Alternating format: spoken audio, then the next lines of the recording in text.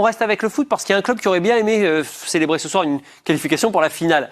Eh bien, ce ne sera pas le cas. Il y a plutôt une nouvelle polémique. C'est le PSG. Que se passe-t-il à Paris? Kylian Mbappé a pris la parole publiquement. Communiqué publié aujourd'hui, en début d'après-midi. Il reproche publiquement donc à son club, son employeur, d'utiliser une interview qu'il a donnée dans une vidéo de promotion pour les abonnements de la saison prochaine. Voici le communiqué que l'on va lire ensemble et vous allez comprendre qu'il est sacrément remonté et on va analyser ce qui peut se passer derrière. Voilà, je viens de prendre part au visionnage de la campagne de réabonnement du club.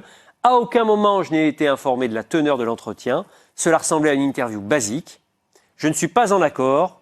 Voilà pourquoi je me bats pour les droits sur l'image individuelle. On se souvient de son combat avec l'équipe de France. Le PSG est un grand club, une grande famille. Il n'est surtout pas le Kylian Saint-Germain. On y vient. Alors, pour déjà bien comprendre, voici l'extrait de la vidéo.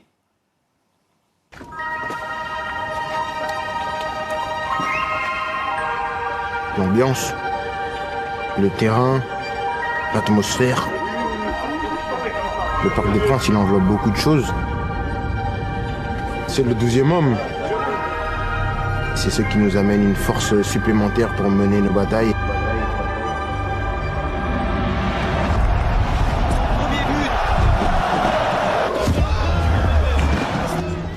C'est un extrait de la vidéo qui fait déjà sensation. Alors là, c'est une pub qui n'était pas imaginée à Maya.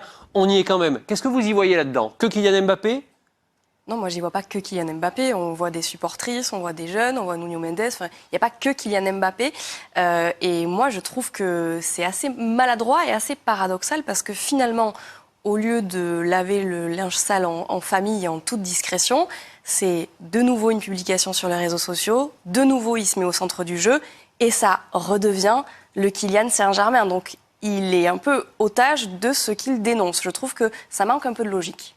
Bonne analyse d'Amaya. Ça aurait pu se régler en interne, Philippe? Écoutez, je me suis aperçu tout à l'heure qu'il n'y avait plus de chips au 3e dans le distributeur. Je vais faire un communiqué sur Instagram. Voilà. Donc, je partage complètement votre analyse. Voilà, vous avez tout dit. Alors, à ce moment-là, J'ajoute que Mbappé est un garçon trop intelligent pour faire d'un truc aussi anodin une nouvelle affaire catastrophique comme s'il y en avait besoin en ce moment à Paris. Donc il a voulu... C'est peut-être pas si anodin, Philippe. Il pensait pas qu'en donnant une interview, ce serait la tête d'affiche de la vidéo de réabonnement. Et qu'il espérait partager un peu l'affiche. C'est ce que j'en lis. Hein, L'année dernière, c'était la même avec Marquinhos, à peu près construite de la même façon. Moi, je pense qu'il a voulu, s'il a tenu à écrire son désaccord, sa désapprobation, etc., ça veut forcément dire quelque chose, ça doit avoir un sens. J'ai deux hypothèses, soit purement par rapport au droit d'image, sujet qui lui tient à cœur, peut-être que par écrit, il a voulu exprimer son désaccord. Je ne connais pas la teneur de son contrat avec son club en la matière, mais ça peut être une explication. Autre hypothèse, peut-être que c'est aussi parce qu'il n'est pas sûr d'être là l'année prochaine. Alors lui, mais... je vais vous répondre ça du point de vue du PSG. Neymar, on sent bien que le club veut le faire partir. Messi n'est pas sûr de rester. Vous mettez qui dans la vidéo, Tony? Si vous ne mettez pas que Mbappé? Mettre qu'Mbappé, c'est quand même troublant. Il n'y a que des buts de Mbappé, d'ailleurs. On voit que des buts de Mbappé dans cette vidéo qui est assez longue. Et moi, je comprends qu'il ne veuille pas être au centre. Peut-être parce que vis-à-vis de ses partenaires. C'est peut-être une question de vestiaire. Cela étant, comme l'a dit Amaya, ça doit se régler en interne. Mais j'ai l'impression qu'au PSG, rien ne se règle en interne et tout arrive sur le devant de la scène. Et ça alimente la chronique tous les jours. Hein. Mais c'est un club qui pourrait s'en passer. Mais c'est peut-être aussi un problème de leadership au sein de ce club. C'est qui le capitaine de l'équipe? Pas sur le terrain, le capitaine du bateau. Alors, moi, je ne sais pas qui c'est, en fait. Non, mais que les choses doivent être réglées en interne, en famille, cachées, etc. Moi, je partage complètement ce que vous dites. En revanche, qu'il soit absolument pas d'accord d'être le seul à incarner le PSG, quand on sait que c'est peut-être un des défauts du PSG que de faire, non pas incarner et parler d'une équipe, d'un collectif, d'équilibre, mais simplement de grandes stars ou de grandes restas, et quand elles sont additionnées ou mises les unes à côté des autres, ça ne fonctionne pas. Je pense que c'est extrêmement intéressant, et c'est très intéressant aussi de mettre un saxon à l'ensemble des différents services, marketing, com, etc., qui sont dans une paresse et une fainéantise intellectuelle, que de se dire, tiens, qu'est-ce qu'on fait l'année prochaine? Bon allez, Kylian Mbappé, on peut pas dire que ce soit super construit quand même. Oui, mais je reviens sur ce que disait Amaya, que je trouve vraiment juste parce que, en fait, en faisant ça, en disant non, il y en a pas que pour moi, bah si, il y en a que pour moi. voyez, quand il dit le Kylian Saint-Germain, en fait, c'est ce qui se passe. C'est ce qui se passe dans les faits. En tentant de faire croire qu'il n'est pas le patron du PSG, comme vous l'avez dit à Maya, à l'arrivée, il se pose encore plus comme patron du PSG, puisqu'il fait cesser ce truc comme si c'était d'une gravité exceptionnelle. Je vous réponds, Mathieu, sur le fond, mais c'est quoi le problème ? C'est Kylian Mbappé, la star du PSG, il est resté, il a prolongé, il est le joueur emblématique de ce club, accessoirement le sportif le mieux payé du monde. Elle est où la surprise qu'un jeune du marketing, parce qu'il paraît que c'est quelqu'un du marketing qui a surpris tout le monde en faisant ce clip, y compris le DIRCOM. Bon, y a donc c'est une... Mais ça, pour répondre, il est où le problème ? Il est là. Ça ne peut pas être éventuellement un jeune qui s'occupe de la campagne de rabonnement du PSG, club international. Et puis quand on est en train d'essayer d'ouvrir pour que ça puisse parler aux supporters, aux ultras, aux familles, aux grands, aux jeunes, aux enfants, aux filles, aux femmes... quand on a un peu moi je suis pas un spécialiste, mais tu ne mets pas que Kylian Mbappé, parce que ça parle pas de famille, ça parle pas de collectif, ça parle pas de groupe, ça parle que de stars. Mais ça dépend quelle cible vous cherchez. Quand on est sur les réabonnements, c'est pour le plus grand nombre. Les abonnés, c'est les abonnés. Donc c'est le plus grand nombre. À la base, c'est un lien caché, dit-on. Alors moi, j'y connais rien dans ces trucs-là, mais c'est un lien envoyé aux abonnés pour qu'ils se réabonnent. Mais quel est le problème ? Non mais Philippe, il y a un problème là pour le coup. C'est-à-dire que tu files ça à un stagiaire, tu dis c'est tout. Non, c'est pas un stagiaire. Non mais tu dis que le directeur de la communication n'est pas au courant. Oui, apparemment c'est quelqu'un du marketing. C'est quand même qui a fait ce truc. Quand on dit qu'il n'y a pas un capitaine dans ce navire, c'est qu'il y a un souci. C'était à aucun des niveaux. Mais sur le fond, quel est le problème ? C'est comme si on faisait l'émission d'incarner le club par la star du club. Parce que évidemment, Nicolas, il n'était pas là. Déjà, on le porte à bout de bras, mais si en plus Philippe vient, on va à sa place. Imagine. Mais dans tes supermarchés bio de wok. Les têtes de gondole dans les rayons, c'est le produit phare, c'est le truc. Enfin, qu'est-ce qu'il y a d'extraordinaire ? Il y a dans tout type de supermarché. Amaya, pour conclure. Il y a deux choses. La première, c'est que peut-être que s'il n'avait pas fait cette sortie, moi j'ai vu quelques tweets avant, les gens ils saluaient plutôt cette campagne justement parce qu'il y avait un peu de diversité.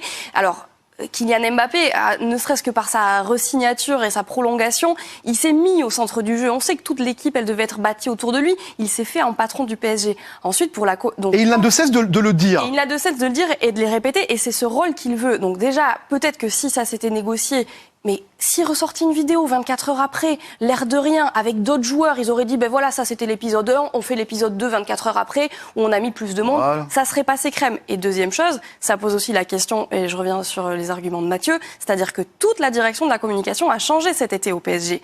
Il y a des nouvelles personnes. Est-ce que ça veut dire que ces personnes ne sont pas habituées à travailler ensemble ? Alors pourtant, il y a des anciens journalistes, il y a des gens qui viennent de Facebook, il y a des gens qui, normalement, savent maîtriser une communication XXL. J'ai un scoop. Mais comme vous l'avez dit, en 2 coups de fil, c'est réglé. Pourquoi mettre ça sur la place publique aujourd'hui dans le contexte ? Au pire moment. Le scoop de Mathieu, quand même. Oui. Alors le scoop. Maya Cazenave. Oui. PSG l'année prochaine. à la com. Ouais. Moi, je préfère rester avec vous le samedi au multi. Bon, il y a d'autres publications aujourd'hui qui ont fait du bruit, peut-être un peu moins. On parle rugby 2000. Moi je suis boutique sur les biens, moi ça va pas. Encore une polémique inutile au PSG. Non mais c'est même plus le Paris Saint-Germain, c'est le problème Saint-Germain, que des problèmes sur problèmes. Mais je comprends pas pourquoi Nasser est parti. Là on parle d'un retour à Nasser, tout. Mais je comprends pourquoi il est parti.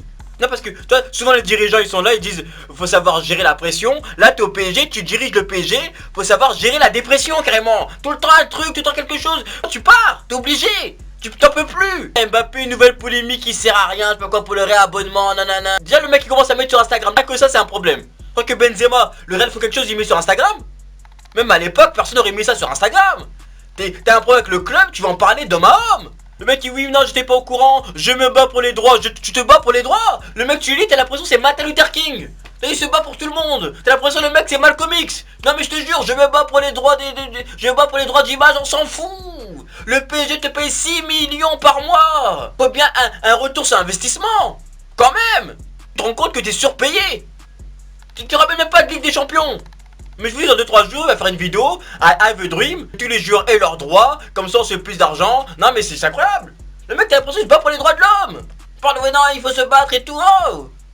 Ah, tranquille, non, mais je me bats pour tous les joueurs, non, tu te bats pour toi. Encore, on peut comprendre si c'était comme en équipe de France, quand c'est des pubs pour les paris sportifs, pour les fast-food, on peut se dire, oui, bon, on peut comprendre. Mais là, c'est pour les abonnements, la campagne de réabonnement au PSG. Arrête, partage.